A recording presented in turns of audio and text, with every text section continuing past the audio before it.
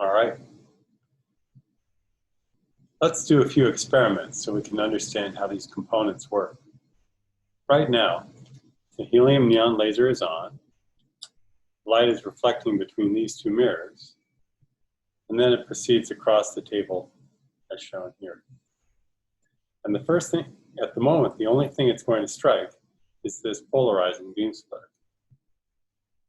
When the light strikes the polarizing beam splitter, it can either reflect to here or transmit to here.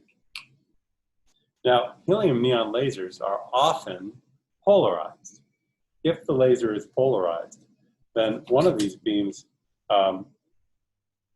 if the laser is polarized vertically or horizontally, then one of these beams will be bright and the other one will be absent, or at least very dim. You see that going on now? Which one is bright? We can further check by taking a polarizer and placing this in the path of the beam.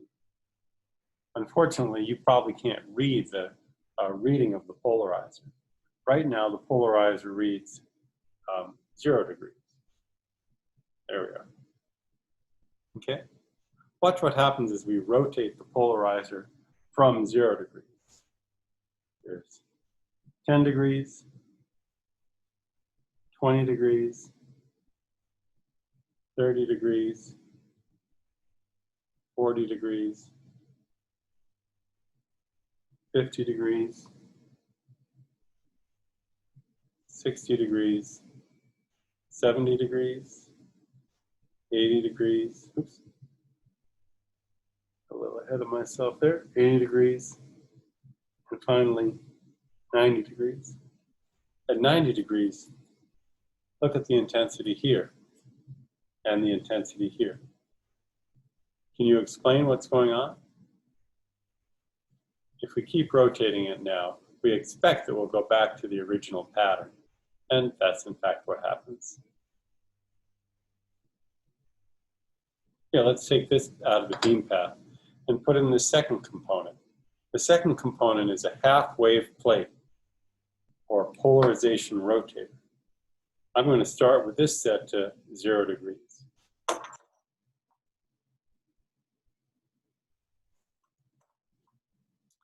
And let's set this up so that the beam goes right through it. So I'm just going to place it at the appropriate point. And then I'm going to tighten the fork so that this is locked onto the table. So far, nothing's changed. Now let's see what happens when we start to rotate this. First, I'm going to rotate it slightly in the negative direction. Okay, let's start there.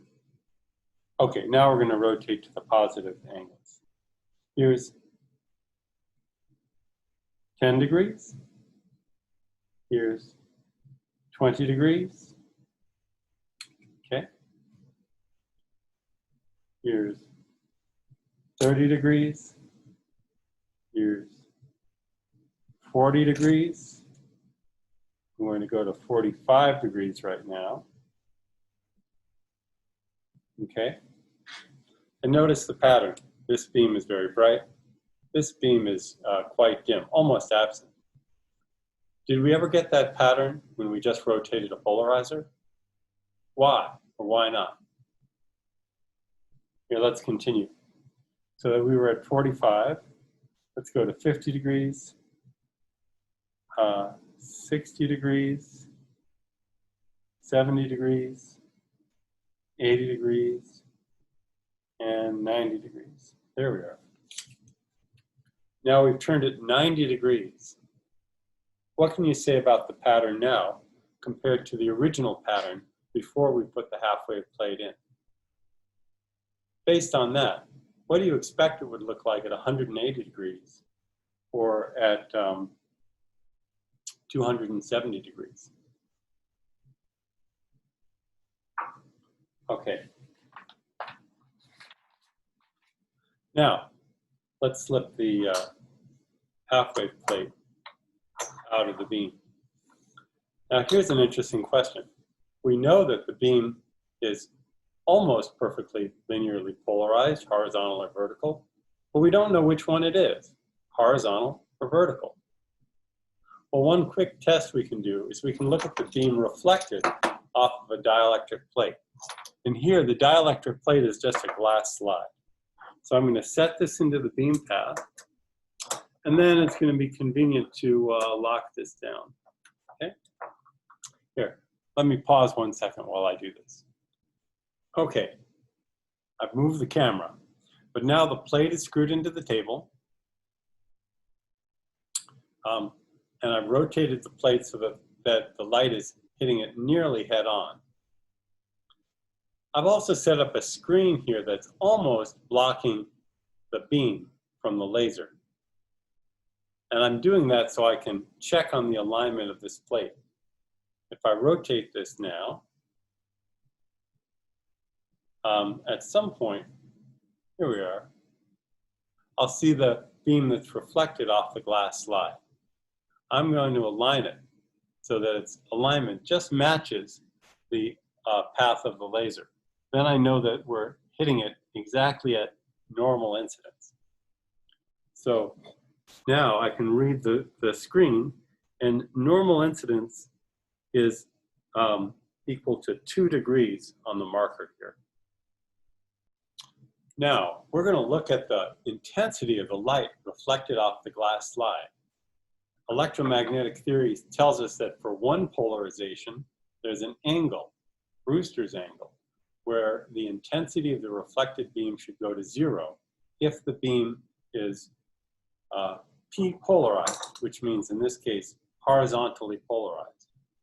However, if the beam were vertically polarized, there would be no angle where that occurs. Okay?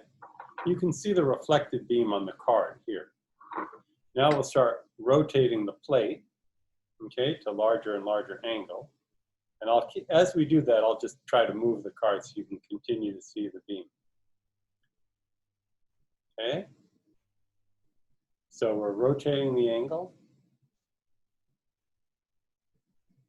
And you notice that the intensity has not dipped, it has not gone towards 0.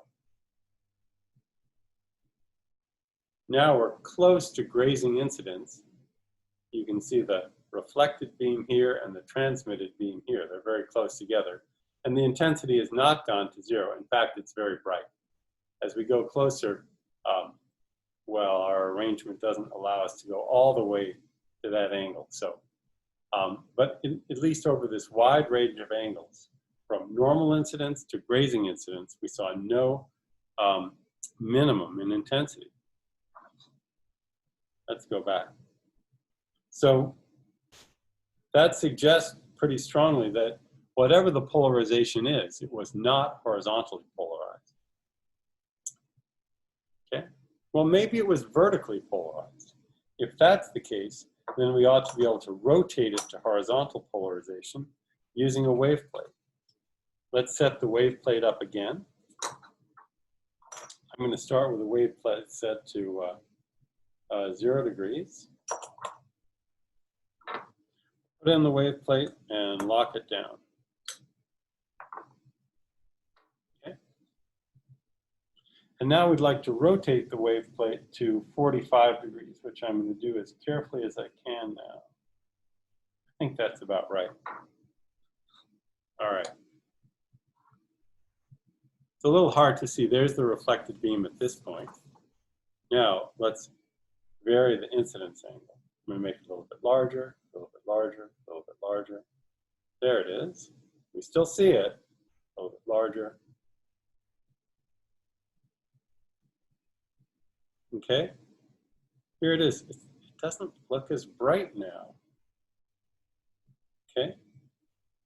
Now it's almost vanished.